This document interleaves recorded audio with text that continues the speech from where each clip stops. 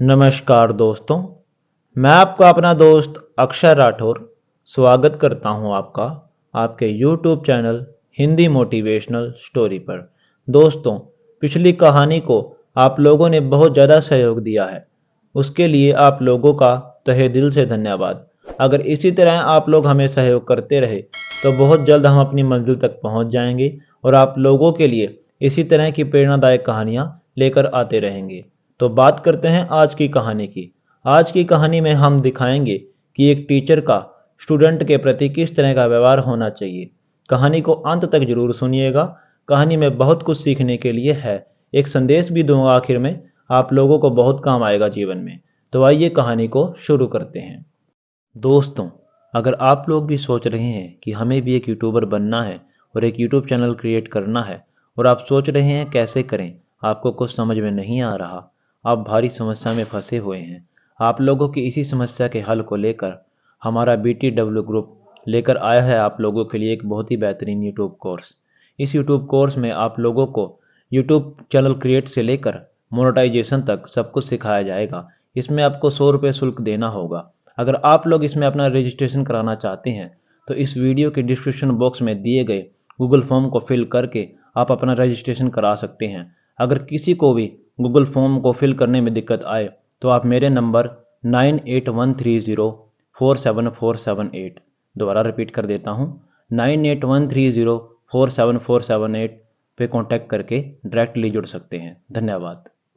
ये कहानी है दिल्ली पब्लिक स्कूल की, जिसमें 500 के लगभग बच्चे पढ़ाई किया करते थे।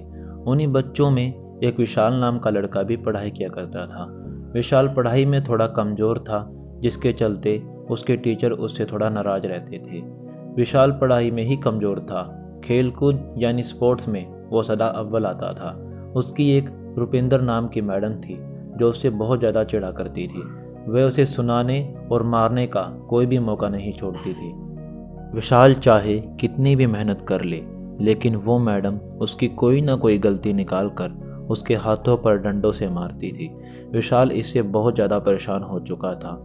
एक दिन छुट्टी होने पर विशाल अपने घर आया। विशाल आज बहुत ही ज़्यादा उदास था। उसके माता पिता ने उससे पूछा, क्या हुआ विशाल, तुम इतने परेशान क्यों हो? तो विशाल ने बताया कि वो मैडम उसे बहुत ज़्यादा मारती है। उसकी गलती ना होने पर भी कोई ना कोई गलती निकाल कर उसे मारती रहती है। तो उसके माता पिता ने कहा, देखो वो तुम्हारी टीचर है, अगर तुम्हें मारती है तो तुम्हारी भलाई के लिए ही मारती है। तुम अपनी पढ़ाई लिखाई जरा ठीक से किया करो। एक तो टीचर का टॉर्चर और ऊपर से घर वालों का सपोर्ट ना मिलना विशाल को बहुत ज़्यादा परेशान कर रहा था। अगले दिन विशाल का टेस्ट था। विशाल ने सोचा, अगर मैं इस टेस्ट में मेहनत करके ना गया तो टीचर मुझे फिर मारेगी। तो विशाल ने ऐसा ही किया। आपके टेस्ट में उसने बहुत ज़्यादा मेहनत की और जब वे सब टेस्ट देने पहुँचे तो मैडम ने सबको टेस्ट में 10-10 क्वेश्चन दिए। सब ने अपना अपना टाइम लिया। जब टेस्ट का टाइम पूरा हो गया तो मैडम ने टेस्ट चेक किए। टेस्ट चेक करने के बाद सबसे पहले उसने मनप्रीत को बुलाया। मनप्रीत जो कि मैडम का सबसे फेवरेट स्टूडेंट था, उसने कहा कि आपने मनप्रीत टेस्ट में कुछ खास नहीं लिखा, क्या करते हो आजकल?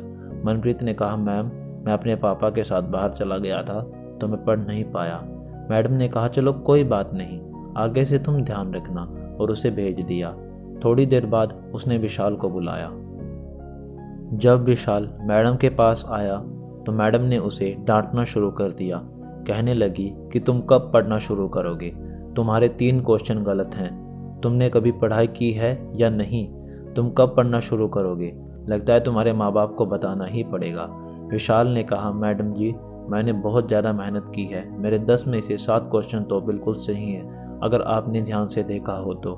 मैडम ने कहा, अच्छा अब तुम मुझे सिखाएगा क्या सही है क्या गलत? और मैडम इतना कहते ही विशाल को डंडे से मारने लगती है। अगले दिन विशाल के स्कूल में मैराथन रेस थी। मनप्रीत को इसकी बहुत ज़्यादा चिंता हो गई थी, क्योंकि अब की बार उसका मुकाबला विशाल से था और विशाल हमेशा मैराथन रेस जीतता हुआ आ रहा था। उसने यह बात अपनी मैडम रुपिंदर को बताई। उन्होंने कहा कि तुम चिंता मत करो, अब की बार ये विशाल जरूर हारेगा, तुम अपनी पुरजोर मेहनत करना। मनप्रीत ने कहा, ठीक है। जब रेस शुरू हो गई तो दोनों ने भागना शुरू किया। कुछ देर में ही विशाल ने मनप्रीत को हरा दिया। मनप्रीत इससे बहुत ज़्यादा दुखी हो गया और ये बात उसने अपनी रुपेंद्र मैडम को बताई।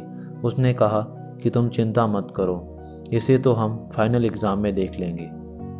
फाइनल एग्ज़ाम से एक दिन पहले की बात है। विशाल ऐसे ही अपने घर जा रहा था तो रास्ते में उसे मनप्रीत मिल गया। मनप्रीत ने विशाल से पूछा, क्या कैसी तैयारी है फिर फाइनल एग्ज़ाम की? विशाल ने कहा, तू चिंता मत कर, अब की बार तेरे से ज़्यादा मेहनत करके दिखाऊंगा। मनप्रीत ने कहा, मेरे से ज़्यादा मेहनत तू कर ही नहीं सकता। हम लोगों ने शुरू में पढ़ाई की, अब मस्ती करते हैं। हम पढ़े ना पढ़े टीचर हमें कुछ नहीं कहती। तूने शुरू में ही अपना नालायकपना दिखा दिया, अब तू चाहे कितनी भी मेहनत कर ले, टीचर तुझे फिर भी मारेगी। इतना कहकर मनप्रीत वहाँ से हंसता हुआ चला गया। फाइनल एग्ज़ाम का दिन भी आया। विशाल ने अब की बार बहुत मेहनत की थी, लेकिन मनप्रीत ने घमंड में आकर किसी तरह की पढ़ाई नहीं की। सभी अपनी अपनी सीटों पर आकर बैठ गए। सभी को क्वेश्चन पेपर और लिखने वाली सीटें बांट दी गई। 5-6 दिन में पेपर कंप्लीट हो गए। कुछ दिनों बाद जब रिजल्ट आया तो पता चला कि विशाल फेल हो गया है। विशाल को जब यह खबर मिली तो विशाल बहुत ज़्यादा उदास हो गया। उसने घर में आकर अपने क्वेश्चन पेपर से सभी क्वेश्चन को मिलाकर देखा। उसने जब क्वेश्चनों को मिलाकर देखा तो उसके सभी क्वेश्चन बिल्कुल ठीक थे। विशाल के पापा ने कहा, तो किस तरह से फेल हो गया? तूने तो कहा था कि मैंने बहुत ज़्यादा मेहनत की थी। विशाल ने कहा, पापा मुझे कुछ समझ में नहीं आ रहा। मैंने सभी क्वेश्चन को मिलाकर देखा, मेरे सारे क्वेश्चन सही हैं, लेकिन मैं किस तरह से फेल हुआ मुझे कुछ समझ में नहीं आ रहा। आप मेरी बात मानो, मेरे साथ एक बार मेरे स्कूल चलो, हम जाकर देखते हैं और मैडम से बात करते हैं कि ऐसा कैसे हुआ। विशाल के पापा मान गए और विशाल के साथ उसके स्कूल चले गए। वहाँ रुपेंद्र मैडम से विशाल के पापा ने बात की। उन्होंने कहा कि मेरे बेटे की एक बार मुझे आंसर शीट दिखाई जाए। बहुत मेहनतों के बाद भी रुपेंद्र मैडम नहीं मानी। उन्होंने कहा कि आपके बेटे ने किसी तरह की मेहनत नहीं की थी, इसके सारे क्वेश्चन गलत हैं, इसलिए यह फेल हो गया। बहुत बातचीत करने पर जब कोई हल नहीं निकला तो विशाल और उसके पापा वहाँ से बाहर आ गए। बाहर आने पर विशाल ने अपने पापा से कहा, पापा मुझे लगता है जानबूझकर इन्होंने मेरे साथ ऐसा किया है। ये मुझसे चिढ़ती भी बहुत थी, मुझे मारती पीटती भी थी, बेफालतू में ही। विशाल के पापा ने कहा, हाँ बेटा, अब तो मुझे भी तेरी बात पे यकीन हो रहा है। इसके हाव भाव से पता लग रहा है कि ये कितनी बेकार है। विशाल के पापा की प्रिंसिपल से अच्छी बनती थी। प्रिंसिपल के कहने पर रुपेंद्र मैडम को विशाल की आंसर शीट दिखानी पड़ी। जब विशाल के पापा ने विशाल की आंसर शीट देखी तो उन्होंने ध्यान से देखा और पाया कि जो असली मार्क्स थे वो मिटा दिए गए हैं और नकली मार्क्स पेपर में दे दिए गए हैं। विशाल के पापा ने प्रिंसिपल से कहा, आपसे हमें ये उम्मीद तो नहीं थी कि आप मेरे बच्चे का इस तरह से फ्यूचर खराब करेंगे। प्रिंसिपल ने कहा, आप ऐसा क्यों कह रहे हैं? विशाल के पापा ने जब प्रिंसिपल को आंसर शीट ध्यान से दिखाई तो प्रिंसिपल को भी सारा माजरा समझ में आ गया और उन्होंने रुपेंद्र मैडम की ओर देखा। रुपेंद्र मैडम ने कहा, मेरी तरफ क्या देख रहे हैं? ये इसके असली मार्क्स हैं, ना कि नकली। प्रिंसिपल को इतना सुनते ही गुस्सा आ गया। उन्होंने कहा, मैडम जी, आपसे हमें ये उम्मीद तो नहीं थी। आप एक टीचर हैं, आपके लिए सभी बच्चे समान होने चाहिए।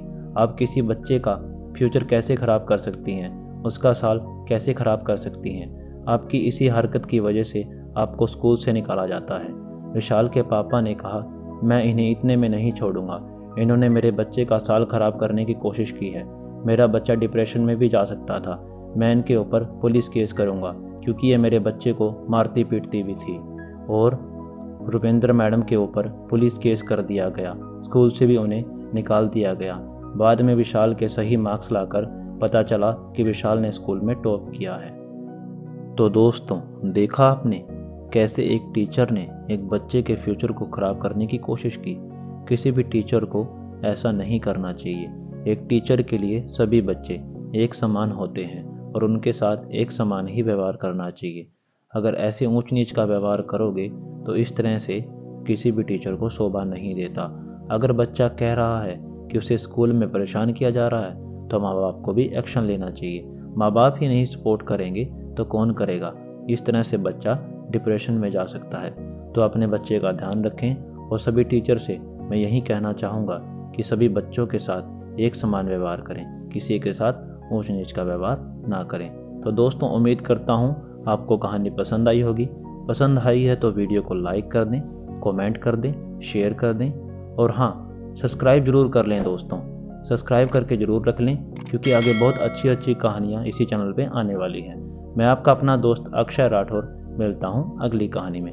तब तक के लिए आप अपने परिवार का ध्यान रखें और खुश रहें।